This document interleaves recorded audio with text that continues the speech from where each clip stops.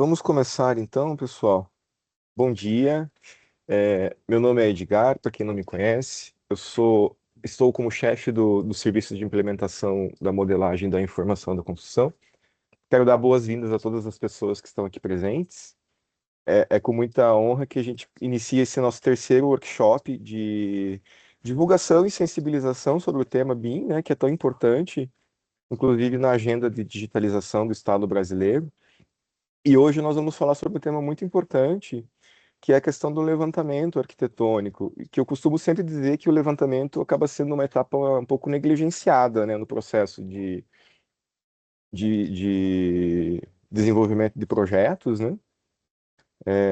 E especialmente para nós aqui que trabalhamos com um parque construído bastante extenso, né? E são construções que muitas são tombadas, né, por patrimônio histórico. Algumas não são tombadas, mas têm relevância. Então é muito importante a gente ter técnicas mais avançadas de levantamento, né? Apesar de que elas não substituem 100% os equipamentos analógicos, né? A trena de fita continua sendo um instrumento muito importante para a gente, para pegar algum detalhe, né? Alguma medida mais específica. Mas de qualquer forma, hoje a tecnologia já avançou de forma que a gente tem ferramentas que agilizam esse processo, né?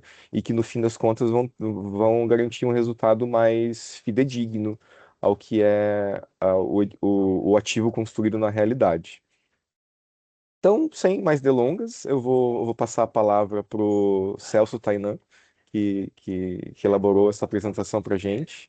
Ele já, desde que entrou aqui no setor, tem se especializado nessa questão de levantamento arquitetônico e de utilização desses instrumentos, né? Então, vai ser um prazer ouvir o que ele tem para compartilhar com a gente. Eu espero que vocês aproveitem bastante o conteúdo que ele vai apresentar. No final, a gente vai abrir espaço para perguntas, né? E o conteúdo vai ficar gravado aqui no canal, então se porventura você quiser recapitular algum conteúdo, então vai ficar tudo aqui gravado e a gente sempre está à disposição para responder dúvidas por e-mail. Então, é isso por agora. Eu vou passar a palavra então para o Celso. Muito obrigado. Bom dia, pessoal. Tá me escutando?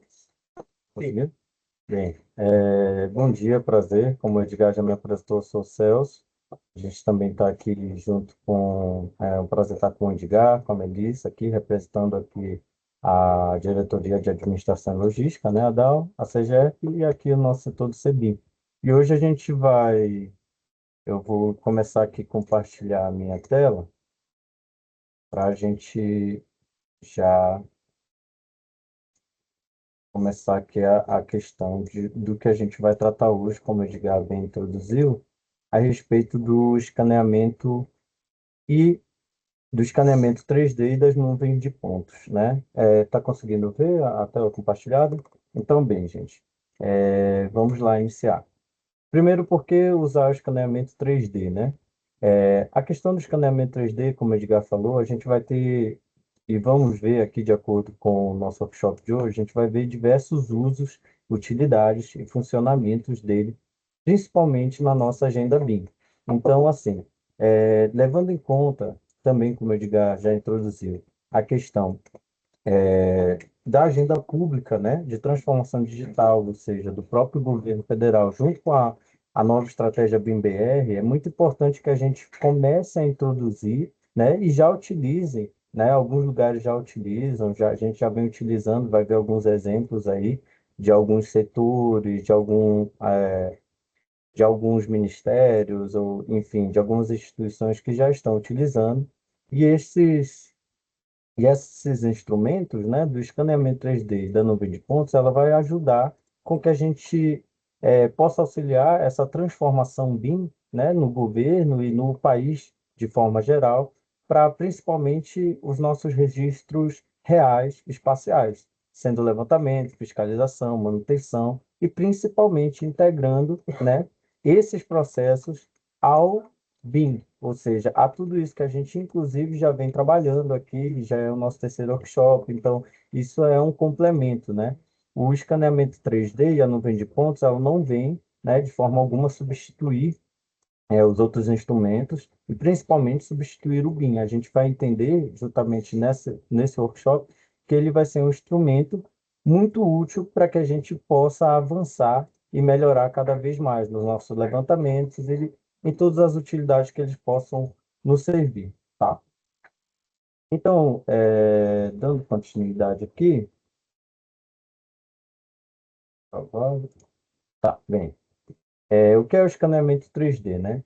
De forma resumida, óbvio, a gente pode, né, poderia levar muito mais tempo falando sobre esse assunto, mas a nossa ideia aqui é trazer para vocês um apanhado geral e explicar de uma forma, ao final, também como a gente pode realizar de algumas formas, tanto em contratações, ali dando indicações, tanto também como utilização de alguns aplicativos móveis, né? Então, é esse o nosso objetivo hoje. Então, iniciando, o que é o escaneamento 3D?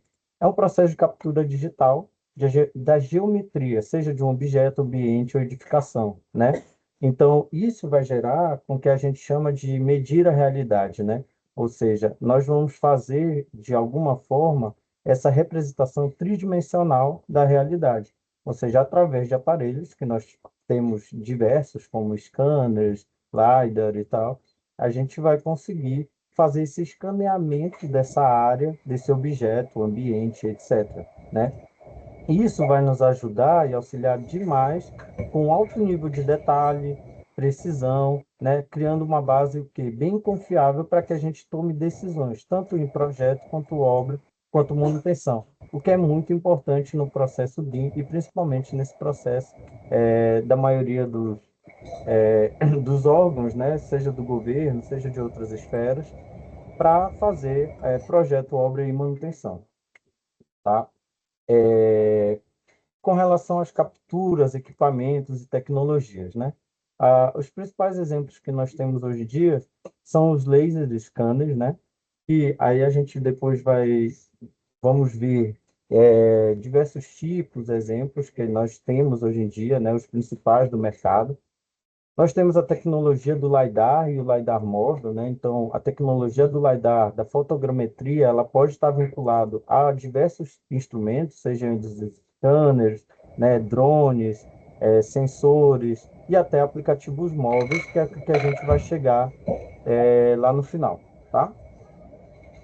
Bem, diferenciando um pouquinho ou falando um pouco sobre LiDAR e fotogrametria, a gente inicia ali, ó. O LiDAR, ele é esse termo em inglês, né, que é Light Detection and Ranging, né, que basicamente em português é detecção e alcance de luz. Ele vai ser uma espécie de sensor, né, ativo que vai emitir pulsos de laser, e aí com essa emissão dos pulsos de laser, a gente vai conseguir medir, né, através ali da física, o tempo em que a luz desse laser, né, ele leva para voltar até o sensor. Então, o LiDAR ele vai ser bem utilizado, aqui a gente até coloca o termo muito forte, quando o objetivo é a gente medir uma geometria de forma muito precisa, né? Seja de terreno, objetos, ambientes, né? Espaços. A fotogrametria, ela já é bastante utilizada, né? É quando a gente vai usar fotografias que foram tiradas de diferentes ângulos e através de um software, né, ou seja, de um programa, a gente vai identificar pontos que essas imagens têm em comum e a gente é capaz de reconstruir uma geometria 3D.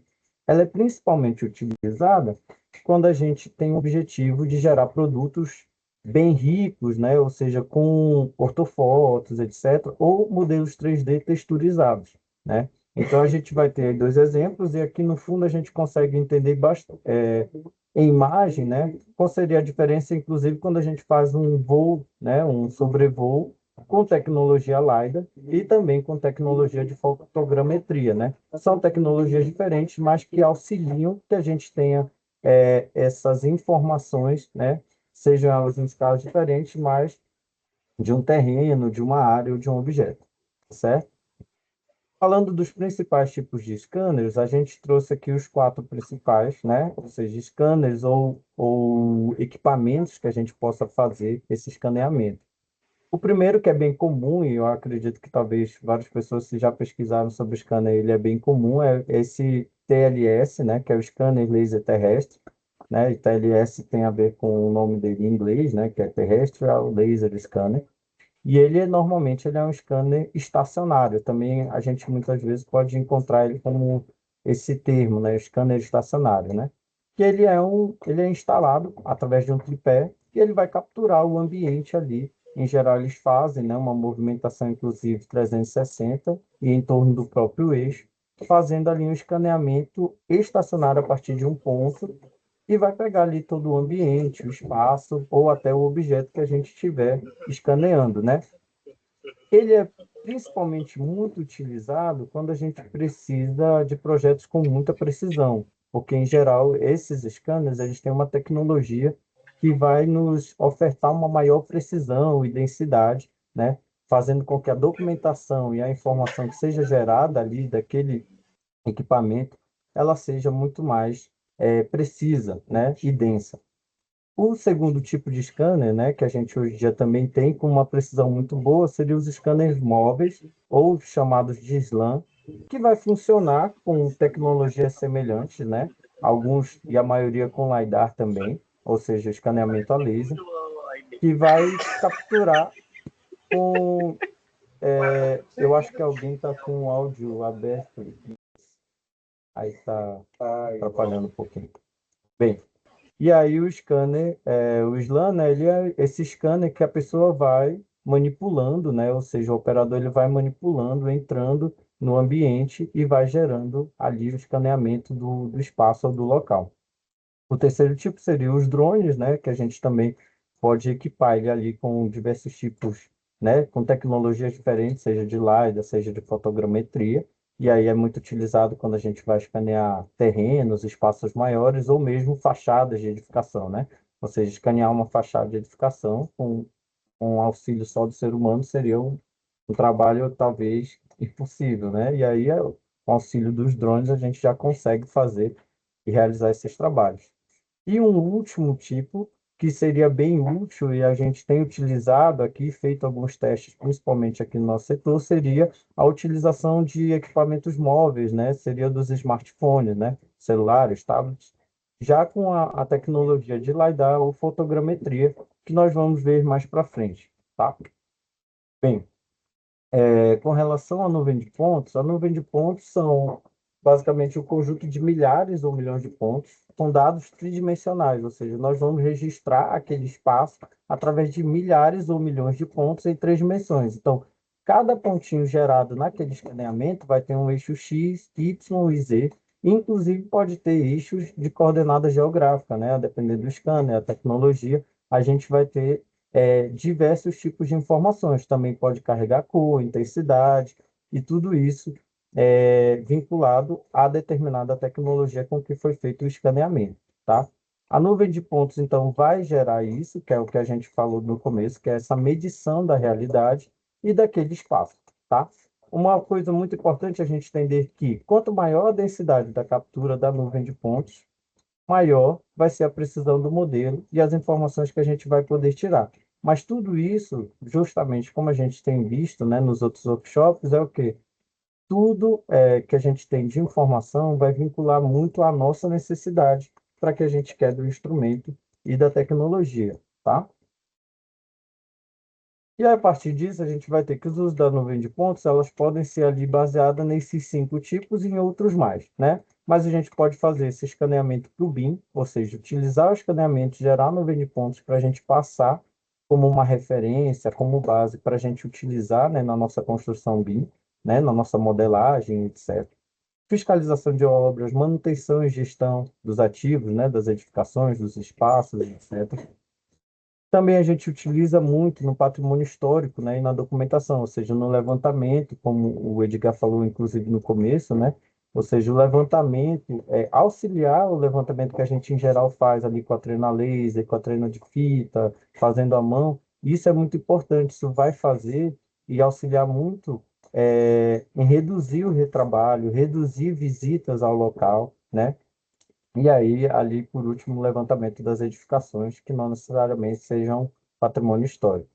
E os resultados que a gente vai ter vão ser fidelidade visual, registro 360 do ambiente, né, do espaço ou da edificação. É possível fazer tour virtual, né, ou seja, passeios ali pelo espaço. medições bastante precisas, e aí a gente vai conseguir, né, diminuir o grau de incerteza nos projetos, nos levantamentos e em todos esses trabalhos, reduzindo assim a questão dos riscos. Mas aí, uma pergunta é, então quando a gente for fazer uma contratação ou quando a gente for escolher um projeto e quiser especificar que a gente também quer nuvem de pontos, então eu só coloco que tem que ser denso e muito preciso. Não. A ideia é que a gente, né, como a gente já vem falando nos outros workshops, o BIM, ele é necessário que a gente explique no processo, na contratação, o que a gente quer, né? Para que a gente nem tenha informação de mais e nem tenha informação de menos. O ideal é que a gente saiba o requisito do que a gente quer, da utilização que a gente vai dar para aquele instrumento, tecnologia, projeto, né? Então, aqui a gente trouxe algumas tabelas, e aí depois a gente vai disponibilizar a apresentação, então eu não vou me ater totalmente às tabelas, mas aqui com alguns tipos de uso e com recomendações, né? Ou seja, valores recomendáveis. Então, por exemplo, se a gente for fazer só uma vistoria, ou seja, só uma visualização daquele espaço, nossa precisão ela pode ser muito mais baixa, né? Ou seja, aqui a gente colocou ali de 30 milímetros a 100 milímetros, né? E aí você pode fazer com o aplicativo móvel, LiDAR e diversos tipos de instrumentos. Quando a gente começa, por exemplo, para um patrimônio histórico, ornamento, ou seja, detalhes, a gente vai precisar de uma precisão muito mais alta. Então, a gente já coloca uma precisão recomendada ali de 2 a 10 milímetros. E a gente já vai indicar que o laser, o ideal é que ele seja no terrestre, a gente tem uma fotogrametria de alta resolução, para que a gente consiga ter o detalhe e a informação que a gente de fato precisa, né? E aí vai variar do objeto ou do que a gente vai querer utilizar com aquele instrumento, tá? Com relação à densidade das nuvens também, né? A densidade das nuvens ela vai ser importante para que a gente tire ali a precisão das medidas, a precisão dos detalhes. Então, assim, é importante que a gente entenda qual é o uso que eu quero dar para aquele instrumento, para aquele equipamento, né? Ou seja, o que que ele vai gerar para que eu entenda o que eu preciso pedir, né? Então, por exemplo, um cadastro arquitetônico geral, um terreno, etc., eu preciso de uma densidade muito menor, porque ali os pontos que eu vou precisar são muito mais gerais, né, do terreno, do que quando eu for fazer, por exemplo, uma instalação ou mesmo uma fachada. Então, aqui a gente trouxe algumas tabelas, né, baseadas em pesquisa que nós fizemos, em guias BIM, guias da GSA, que é da ISO, né? Então, aqui foi um compilado, mais ou menos, para que a gente tenha uma, uma referência para quando a gente possa fazer pedidos, né, e exigências, tá? Mas lembrando sempre que é importante a gente se atentar ao que a gente vai realizar para que a gente verifique certinho o requisito, tá? Quanto à interoperabilidade, isso é super importante, né? A gente já vem trabalhando e conversando sobre isso no BIM.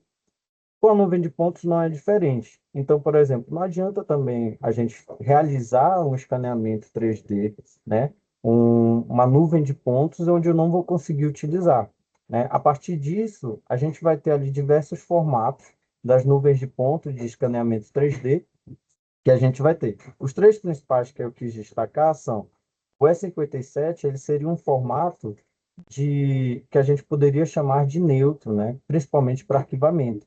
Então, ele vai ser utilizado em quase todas as plataformas que conseguem trabalhar com a nuvem de pontos.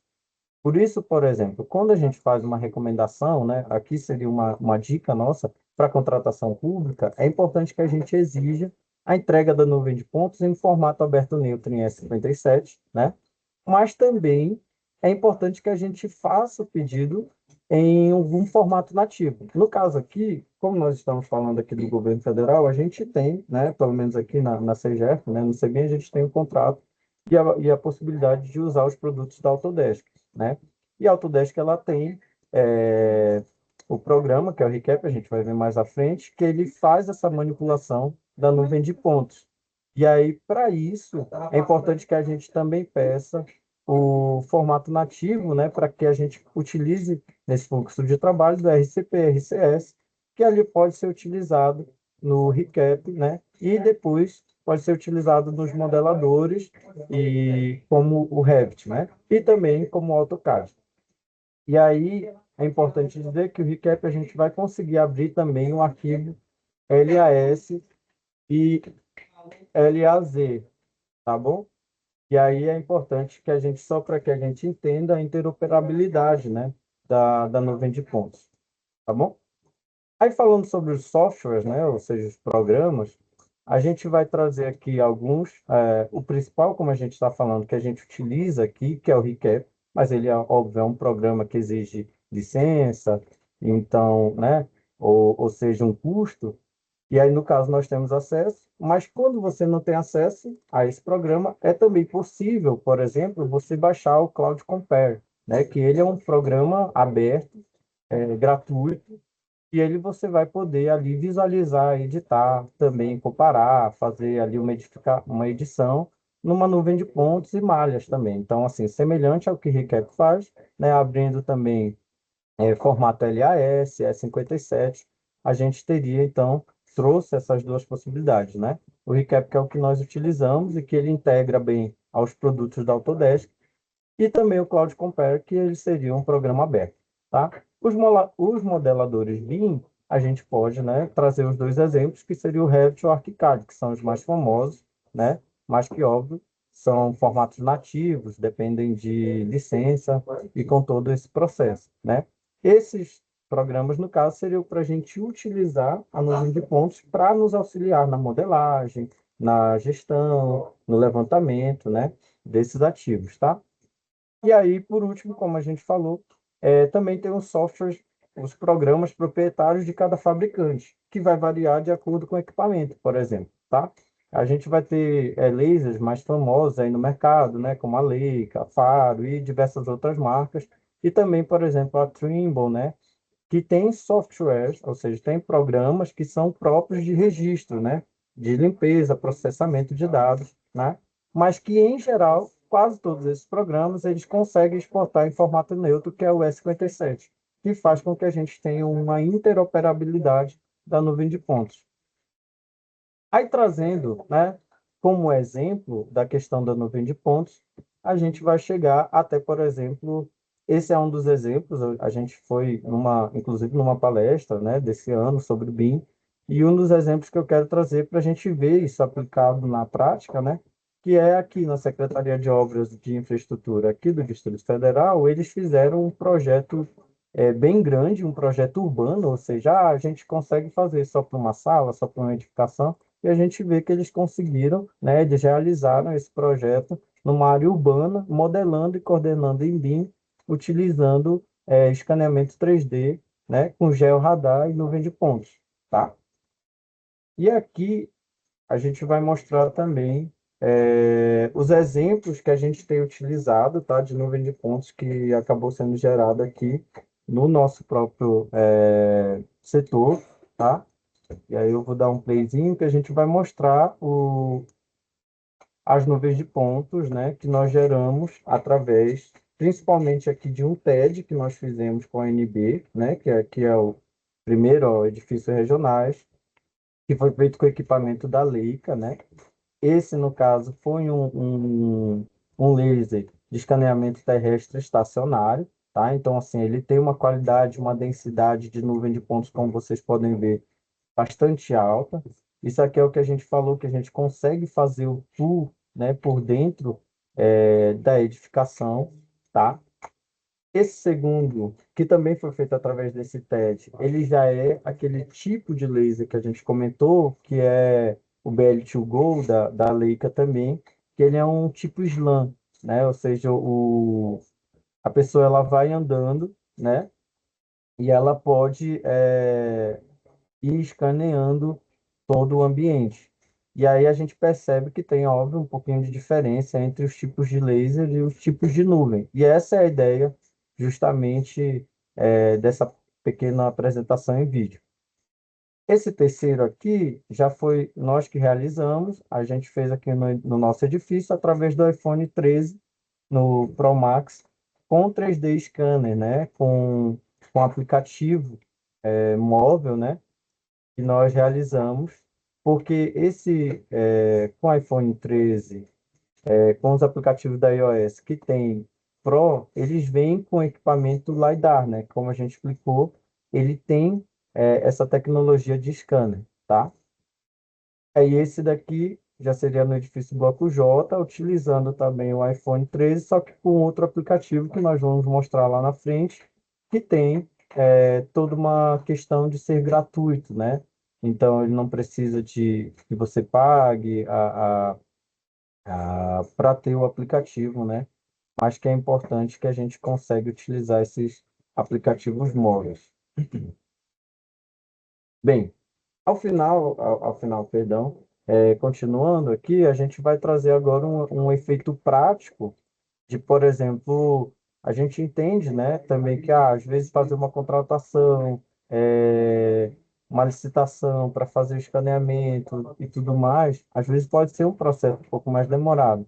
E a gente, dentro aqui do setor BIM, a gente estudou, né, nós estudamos outras possibilidades, principalmente de utilização dos aplicativos, né, dos smartphones.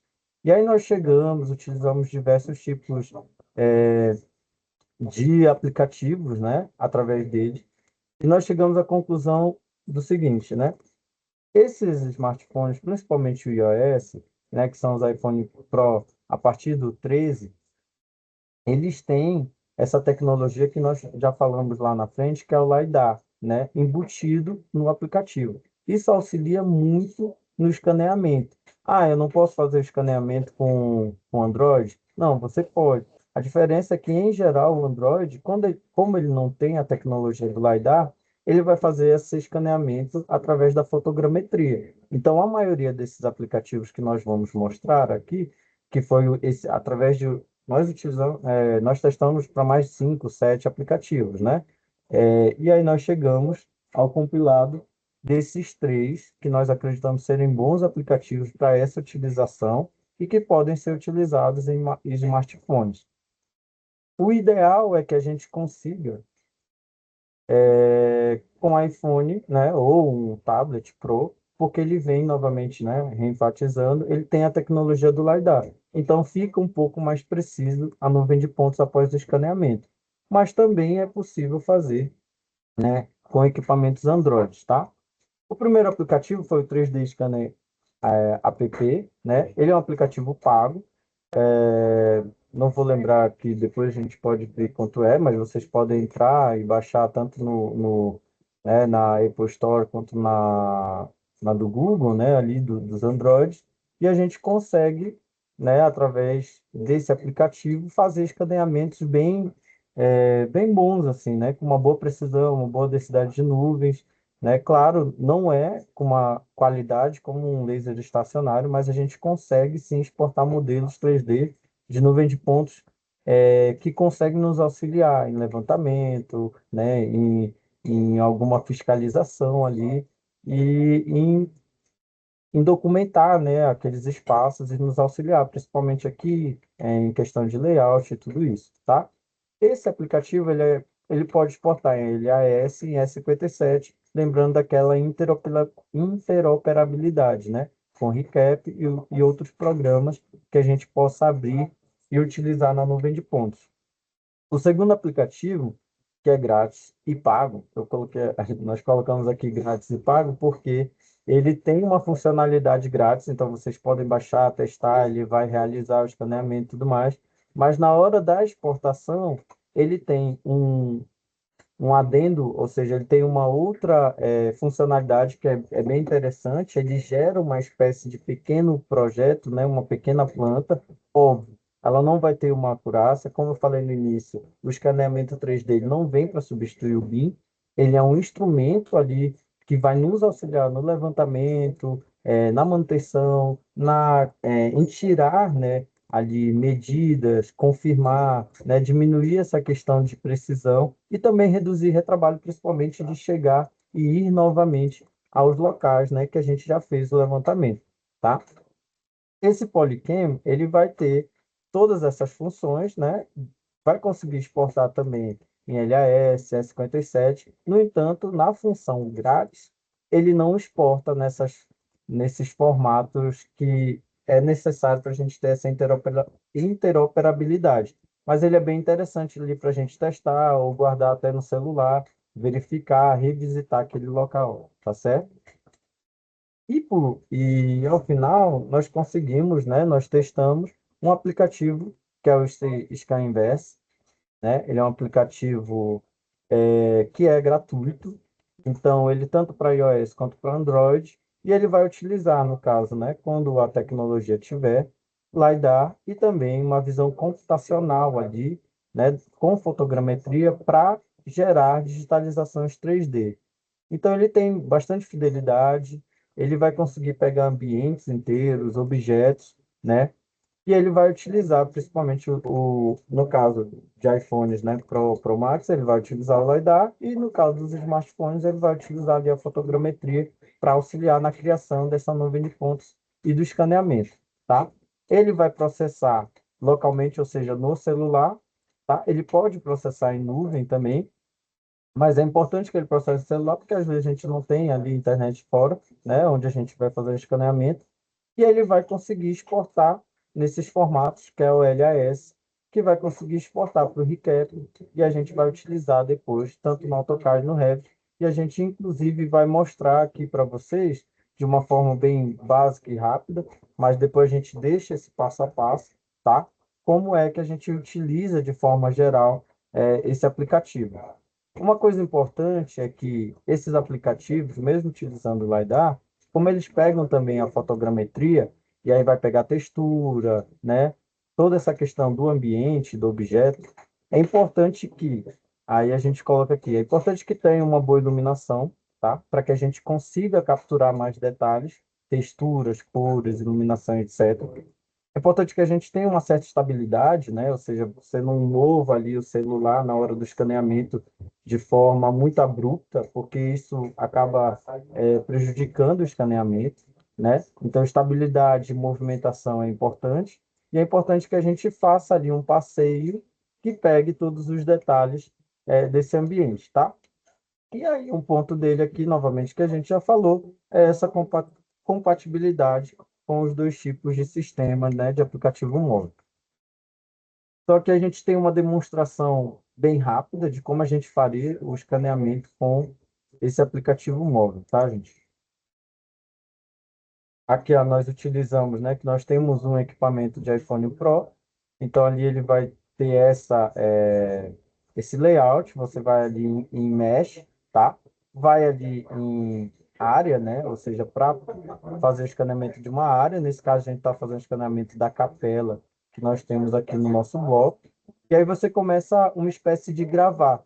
E é importante que você tenha essa ideia de, eu vou começar de um canto, vou fazer o escaneamento, né, de todo o meu ambiente. Você percebe que ele vai escaneando, ele inclusive tem essa espécie de linha diagonal, né, uma espécie de achura, que ela vai mostrando o que você já está escaneando ou não. Aí aqui o vídeo está um pouquinho mais rápido, tá, gente?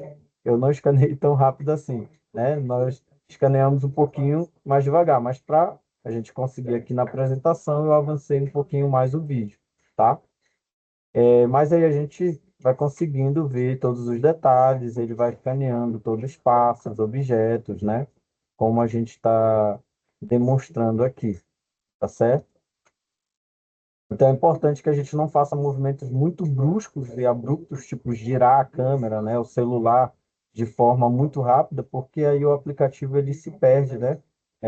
Digamos, geograficamente, na estabilidade dele também, e ele acaba gerando alguns erros, tá? Na hora do escaneamento. Então, é importante que a gente vá ali com calma. Novamente falando, o vídeo está um pouquinho mais rápido para que a gente consiga apresentar aqui as funcionalidades do aplicativo, tá? E essa sala, óbvio, é uma sala menor, mas nós já fizemos também de auditório, já fizemos de salas maiores. Então, esses três aplicativos, eles conseguem ser bem eficientes, tá?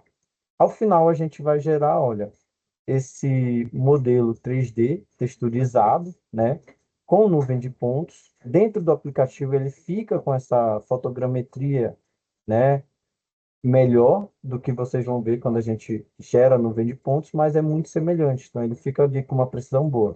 A gente vai colocar ali para ele processar, né, em formato de área, porque é o que a gente está fazendo. E aí ele vai fazer esse processo, como eu falei, vocês podem fazer tanto lá no local, quanto vocês podem salvar e processar depois ali no trabalho, quando vocês tiverem uma internet, tá? E aí depois vocês vão poder, né, nomear o escaneamento, né, ali, no caso aqui é a capela do bloco K. Vocês podem fazer esse corte, tá? Porque nesse caso não teve muita sujeira de nuvem de pontos, digamos assim. Mas quando a gente escaneia vidro, espelho, etc., vocês vão ver que vai ter umas sujeiras, ou seja, vão ter uns excessos de nuvem de pontos que o laser pega. Então, às vezes é importante a gente já aqui dentro do aplicativo cortar. Essa é outra funcionalidade, que seria a gente conseguir medir dentro do aplicativo, né? Tirar ali medidas gerais, tá? Que em geral são bem precisas, né? Tem ali centímetros de diferença, mas poucos, né? Porque senão também não seria, né, adequado para a gente. E aí depois você faz a exportação em formato LAS, que é aquele último ali, podendo mandar para o WhatsApp, subir na nuvem, né? No e-mail, no drive de vocês, né? Assim a gente vai conseguir utilizar o aplicativo, tá? Ficou meio rápido, mas só para deixar claro, a gente fez um passo a passo todo certinho, tá? Porque o vídeo é meio rápido e também a gente vai mostrar a apresentação. Então aqui tem indicando como vocês vão fazer, gravar a área, editar, poder cortar o excesso. Ó. O importante aqui eu mostrar rapidinho que, ó, esse como ele era um outro ambiente, vocês verificam que saem muitas coisas do que eu queria daquele ambiente, porque ali provavelmente tinha vidro e espelho. Então, é importante que eu já no aplicativo eu faça um pequeno recorte para que eu reduza, né, essa informação da nuvem de pontos, tá? E aqui a questão da gente exportar o... A partir desse processo, no nosso caso aqui, que a gente tem o recap, a gente vai mostrar como é que a gente utiliza essa nuvem de pontos dentro do recap, tá? Também é um vídeo ali demonstrativo que a gente consegue mostrar como a gente vai realizar, né? A gente vai abrir o recap em porta, né? E você já pode nomear o seu projeto. Se no nosso caso aqui, nós vamos utilizar o mesmo objeto, que é a capela, tá? Então você vai renomear aí de acordo com os padrões que vocês utilizam, tá? Sempre lembrando. E também você vai escolher onde você quer salvar. Isso é bem importante porque quando ele salva o projeto, ele cria um arquivo e uma pasta suporte. Eu vou falar depois ali na frente que é importante que eles estejam juntos, senão você não consegue ali depois manusear o arquivo. Aí aqui eu estou escolhendo o nosso LAS, que é o que eu gerei, né, com o celular, tá certo? E aí você vai importar, ele vai carregar ali o arquivo, você vai indexar esse escaneamento, e aí quando ele finalizar, você pode iniciar o projeto. Ou seja, ele vai abrir o seu escaneamento de nuvem de pontos, tá? Então aqui a gente já pode ver dentro do programa como é que fica a nuvem de pontos, e ali você vai poder manusear a nuvem de pontos, editar, cortar, excluir, etc. Aqui a gente está mostrando que às vezes a nuvem de pontos pode vir com um grau diferente do nosso eixo ortogonal, que fica mais difícil para a gente trabalhar. Mas ali a gente pode editar, tá certo? Dentro dos programas, a gente vai mostrar aqui que também é possível medir, né, ou seja, navegar distância dentro dele, né? Pegando ali de ponto a outro ponto. Falhou? Falhou, deixa que parte. Falhou muito, deixa que parte. Só... Tá. Falhou um pouquinho, gente. Aí só voltando aqui, explicando, né? Dentro do programa, a gente vai ter a função de navegar dentro do ambiente, né? Que a gente fez o escaneamento.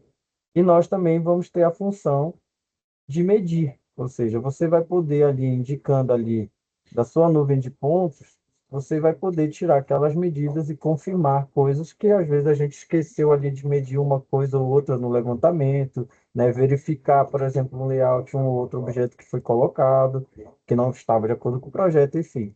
Vai ter diversas utilidades, tá? E essa medida pode ficar e a gente pode excluir também.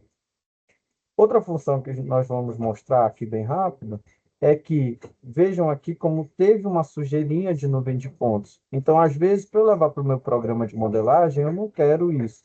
Então, eu posso ali também fazer umas pequenas seleções e excluir aquela nuvem de pontos, tá? Outra coisa é essa caixa de recorte, porque às vezes eu quero ver, por exemplo, só o piso do meu espaço, né? Do meu objeto escaneado. Então, eu consigo mexer ali naquela caixinha, aqui que está aqui embaixo, e eu consigo subir ou descer, ir para um lado ou para o outro, para eu conseguir visualizar melhor o meu objeto escaneado, por exemplo. Se eu quiser ver só o forro, as luminárias, etc., né? Medir só com esse objetivo, tá certo? Aqui só mostrando uma das funções, são funções ali básicas, né, do programa, tá? E essa aqui é a função de navegação dentro dos objetos, que a gente vai segurar o CTRL e o botão direito do mouse e você vai poder navegar, né? Claro, aqui é uma capela, é bem pequenininha, então a navegação é super simples, mas se, por exemplo, vocês tiverem, como nós temos aqui, né, um andar todo escaneado, aí você pode fazer uma navegação pelo andar todo, indo de ambiente a ambiente, conversando, explicando, vendo toda a questão do trabalho que a gente vai realizar. Tá? Novamente também falando, o vídeo ele às vezes é um pouquinho rápido, né? A gente acelera em umas partes, mas também na apresentação a gente vai deixar aqui esse passo a passo já pormenorizado, né? Ah, você abre ali, novo projeto, importa, escolhe o nome e tudo mais. Uma coisa que eu falei que seria bom destacar é que onde você salva é bem importante, tá? Porque quando você salva o projeto do Recap, ele vai gerar um arquivo RCP, que é o arquivo nativo do Recap, né?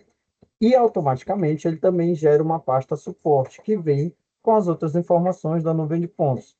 E eles precisam estar no mesmo ambiente, né? Ou seja, na mesma pasta, porque senão, quando você abre só um arquivo recap, você inclusive vai verificar, às vezes sua nuvem é 70 megas e o recap, o arquivo é 100 kbytes. Então não faz sentido, ele não transformou 70 megas em 100 kbytes. Ele precisa daquela pasta suporte para que ele consiga abrir e desenvolver o projeto, tá? Então eles precisam estar vinculados na mesma pasta, senão vai dar erro. Você vai tentar abrir só o arquivo e ele vai dizer que não tem a informação necessária para abrir aquela nuvem de pontos, tá?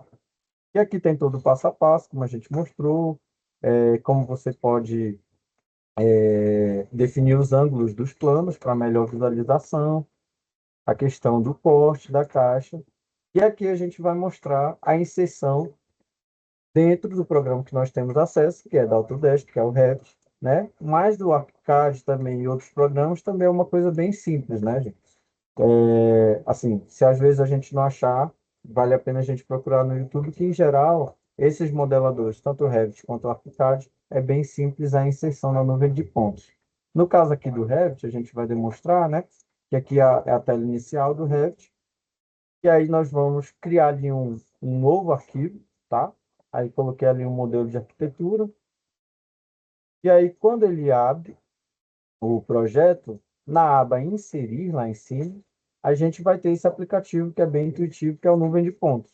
Então, você clica, né, no ícone, desculpa, no aplicativo, vai procurar aquele projeto do recap que nós salvamos, tá? Eu vou até voltar aqui, para que a gente... desculpa, perdão. Ó, aí lembra o que eu falei lá? Quando você salva o recap, ele cria um arquivo RCP e ele cria um arquivo, uma pasta de suporte, né? Eles têm que estar na mesma pasta. Então, quando você for introduzir ele no Revit, ou no AutoCAD, ou no ArchiCAD, você vai procurar essa pasta, vai abrir o RCP. Mas é importante que ele esteja junto com a pasta suporte, senão ele não consegue trazer as informações, tá? E aí a gente vai abrir agora aqui o RCP, e aí dentro do Revit, ele vai vir, ele virá como um objeto, tá? Até onde nós já fizemos os testes, não é possível, tem programas para que a gente edite a nuvem de pontos, faça toda essa questão. Dentro dos modeladores, ele vem como uma espécie de objeto, então assim, a gente não vai editar a nuvem de pontos, não vai fazer grandes alterações. O que a gente tem, por exemplo, é também uma ferramenta semelhante que é a caixa de seleção. E aí, dentro dessa caixa de seleção, a gente consegue fazer aquela questão também parecida com o recap, direito, ou seja, eu quero ver só o piso, ou o contrário, eu quero ver só o forro. Isso vai auxiliar a gente para fazer questões como modelagem, como ali usar de referência, né, dentro do nosso ativo, do nosso layout, etc. Tá bom? Isso aqui é só mostrando umas funções que a gente consegue utilizar. E aí, ao final, a gente vai demonstrar que a gente consegue utilizar, por exemplo, ele de referência. Por exemplo, ele que estava abaixo do nível um, por exemplo, é o que a gente normalmente construiria, né? Ou iniciaria lá. E aí a gente consegue mover ele para o nível um para usar ele de referência. E aí eu vou só, né, a gente demonstra aqui rapidinho no vídeo a construção, por exemplo, ali de uma parede, usando uma nuvem de pontos como referência, tá? Então, é só demonstrando ali uma funcionalidade e a gente pode ter diversas, né? Tanto usar só como referência, como medida, né? Comparação dentro daquele objeto, tá? E aí mostrando aqui que a gente construiu as paredes, né? Como se fossem ali paredes externas ali dessa capela, tá? Só demonstrando ali uma espécie de utilização da nuvem de pontos dentro dos modeladores, tá certo? Aí, novamente, enfatizando, a gente vai ter ali, passo a passo, mostrando como faz essa inserção da nuvem de pontos dentro do Revit, tá? E ao final a gente traz aqui, óbvio, a gente tem falado muito de BIM, então, assim, sempre que possível, é importante que a gente use isso para utilizar em programas que vão nos dar materiais BIM. No entanto, às vezes a gente tem só o AutoCAD, eu não tenho o Revit instalado, a licença, etc. Mas a gente tem o AutoCAD. É possível também a gente abrir no AutoCAD, tá certo? Mas é importante que a gente entenda que é possível abrir no AutoCAD com a licença completa, porque o AutoCAD ele tem aquela licença menor, mais enxuta, que é o AutoCAD LT, e aí, nessa licença, ele não consegue abrir, porque o AutoCAD LT não tem a função 3D do AutoCAD, tá? Aí aqui a gente mostra, né? A gente vai iniciar um novo projeto. No caso do AutoCAD é diferente, não tem uma aba. A gente vai ali em Attach, que seria, né, anexar. Aí aqui eu tô só... Isso aqui é uma coisa importante, eu coloquei em metros, né, o nosso AutoCAD, porque o recap ele veio com a nuvem de pontos em metros. Aí você vai ali em anexar, vai procurar, né, a sua pasta lá com o arquivo do recap, que é o RCP, vai abrir. Quando ele abrir, ele vai te indicar como é igual como inserir um objeto, etc. E aí pronto, você já insere ele dentro do AutoCAD, tá? Como eu falei, dentro do AutoCAD com essa função 3D, né? E aí, semelhante ao do Revit, você vai conseguir mover esse objeto entre os eixos, né? Utilizar ele de referência. E aí nós vamos fazer aqui um pequeno testezinho de referência, digamos como se nós estivéssemos ali fazendo esse levantamento da capela, né? Então ali eu posso jogar o objeto, eu posso rotacionar ele, né? De acordo com o que eu estou ali modelando, ou a referência que eu estou tendo. Isso a gente pode, né? Ah, eu já tenho a planta, quero só referenciar, então eu posso colocar ele ali para utilizar de referência.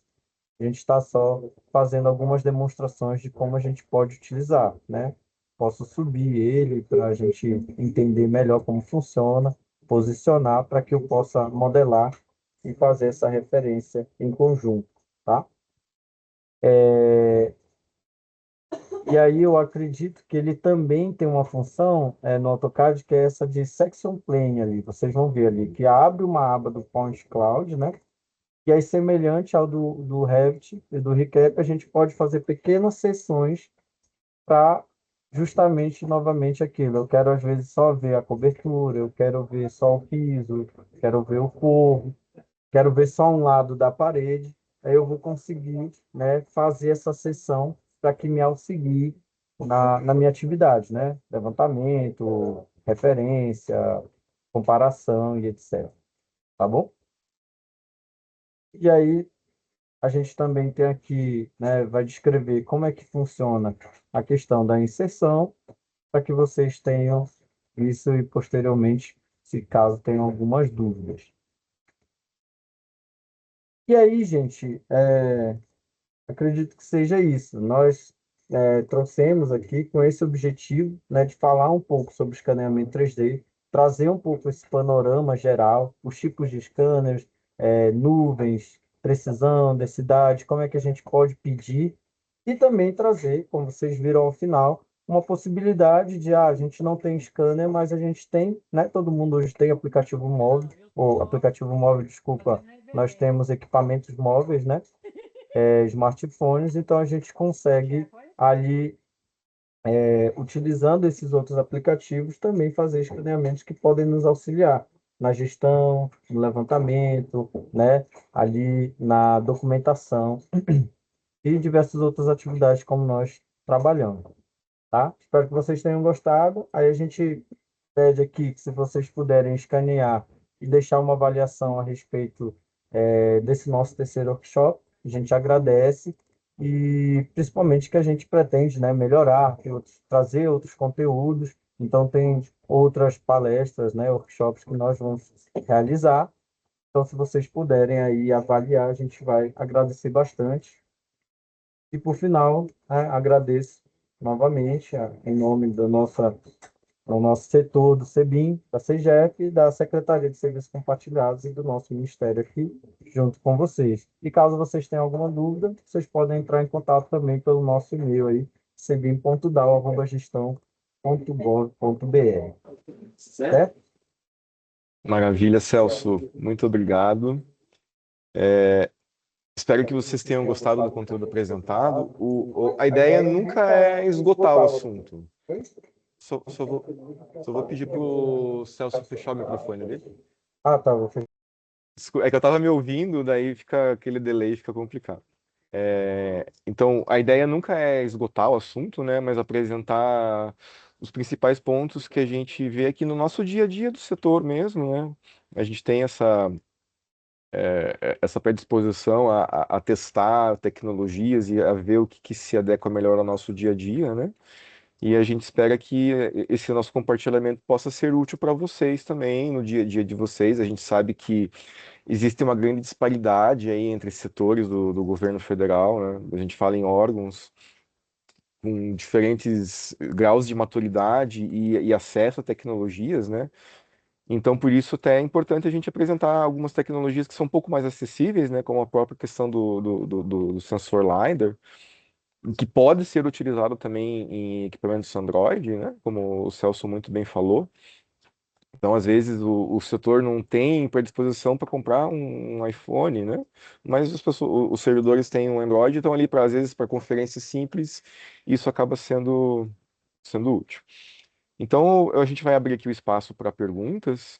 E lembrando, novamente, como o Celso também já falou, esse é o nosso terceiro workshop de sensibilização e de divulgação do tema BIM. Nós teremos outros, né, para complementar o tema. E são tanto voltados aí para gestores quanto para equipes de engenharia e arquitetura. Porque isso é uma coisa importante para falar também, que essa questão da digitalização, né, do governo federal implica que não só nós, arquitetos e engenheiros, que tenhamos, né, acesso a esse tipo de informação, mas advogados, administradores também têm que começar a falar essa mesma linguagem. Então é nesse intuito que a gente sempre faz esse compartilhamento de informações. Então, sem mais delongas, eu vou deixar aberto aqui o canal para perguntas. É, Alguém já perguntou ali se vai ficar gravado, então vai ficar gravado o conteúdo, né? E sempre o canal de comunicação aberto para a gente suprir eventuais dúvidas. Então é isso aí. Vou deixar aberto aqui para quem quiser perguntar ou fazer algum comentário. Obrigado.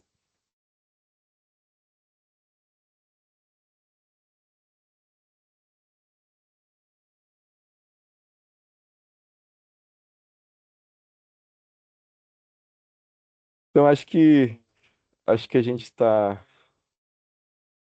Ah, desculpa, que deu um delay aqui. Pode falar, Fernando.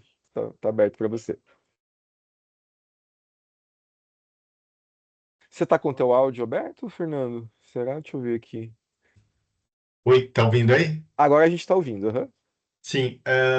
Vocês têm uma ideia de quanto é o custo de contratação, mais ou menos, de um serviço desse aí, um serviço básico? Como que é cobrado isso? É por área? A gente tem alguma tabela que a gente possa se orientar, mais ou menos, uma base de custo para, se for fazer uma licitação, por exemplo, para pedir um escaneamento? Olha, eu não tenho como base só o escaneamento, né? O que a gente tem aqui foi um serviço que até a própria UNB prestou para a gente, mas daí ele veio junto com o laudos, né? Então custou em torno de 1.200.000, mas daí não foi só o escaneamento, né? Foi todo um processo de inteligência além do escaneamento, né? E do scan to BIM, que foi a apresentação do modelo BIM para a gente. Mas não são contratações baratas, né? Porque são empresas especializadas, são equipamentos caros, né? Então esse exemplo de 1.200.000 até foi um pouco fora da curva, porque ele incluiu outros serviços. É, mas Perfeito. o custo de um scanner estacionário pode chegar próximo de R$ 1.000.000, se a gente for incluir a assistência técnica, treinamento, né, e garantia por 5 anos, né, que a gente sempre precisa pedir para o governo federal. Então não são contratações baratas, né? Então por isso que a gente até apresenta essa opção de fazer com escaneamento do celular, né? Perfeito. Mas eu posso pesquisar isso. Eu não tenho essa informação para você agora, mas eu consigo pesquisar e deixar aqui. Ah, beleza. Só para ter uma ideia mesmo. É, Mas mas não não é é barato. barato. Legal. Só para complementar um pouco, né? Então, assim, depende da complexidade da edificação. Então, para ambientes internos, o iPhone vai resolver. Para ambientes externos ou maiores, teria que ter esse escaneamento com laser mesmo, estacionário ou fixo. Mas é um investimento que você vai ter a longo prazo, né? Você vai investir uma vez, mas você vai utilizar esse investimento por aí 10, 15 anos, que você vai ter essa documentação da sua edificação subsidiando toda essa parte de operação e manutenção, entendeu? Então, assim, apesar de ser um investimento alto, aí você vai ficar utilizando essa informação por alguns longos anos, né? Custo-benefício acaba valendo a pena, né? Desde que os requisitos sejam muito bem estabelecidos antes da contratação, né? Porque às vezes pode acontecer isso também. Você investe um dinheiro importante ali para você ter um produto e a contratação não teve os requisitos bem estabelecidos e bem detalhados e o produto que você acaba recebendo não condiz com o que você investiu, né? Então é importante a gente ter esse cuidado. Hoje nós trouxemos algumas informações que precisam constar nos requisitos, né, da contratação.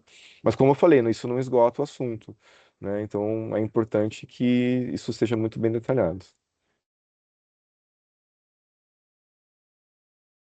Que temos uma pergunta do Celso, uma apresentação, não, da Vladia, é isso? Vladia.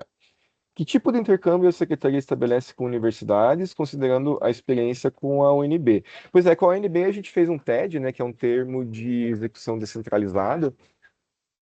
A gente teve pontos positivos e negativos, né? O resultado do escaneamento acabou sendo um pouco aquém do que a gente esperava, mas, ao mesmo tempo, a inteligência que a UNB trouxe para a gente em termos de metodologia, em termos de estudo, e eles fizeram um TED que era num edifício com uma relevância histórica para o patrimônio, né? Apesar de não ser um edifício tombado, que foi o edifício órgãos regionais, ali no setor de autarquia sul. Então, foi uma experiência com pontos positivos e negativos, né? E por isso que eu digo, né? Até o produto que a gente recebeu talvez precisasse ter sido melhor detalhado no começo da contratação, né? Então, tem esses cuidados que a gente tem que tomar. Mas nós continuamos com relação com a UNB até hoje, né? Então, é importante essa troca de conhecimentos, né? Até na questão da modernização dos elevadores, eles estão prestando uma assessoria muito importante para a gente, né? Então as relações acabam se ramificando, né? A partir de um TED, a gente conseguiu um relacionamento um pouco mais qualificado com a UNB e a gente aprendeu muita coisa com esse processo também, né? E esse aprendizado que a gente quer passar para vocês, para que vocês, nas contratações de vocês, não passem pelos mesmos percalços que nós passamos.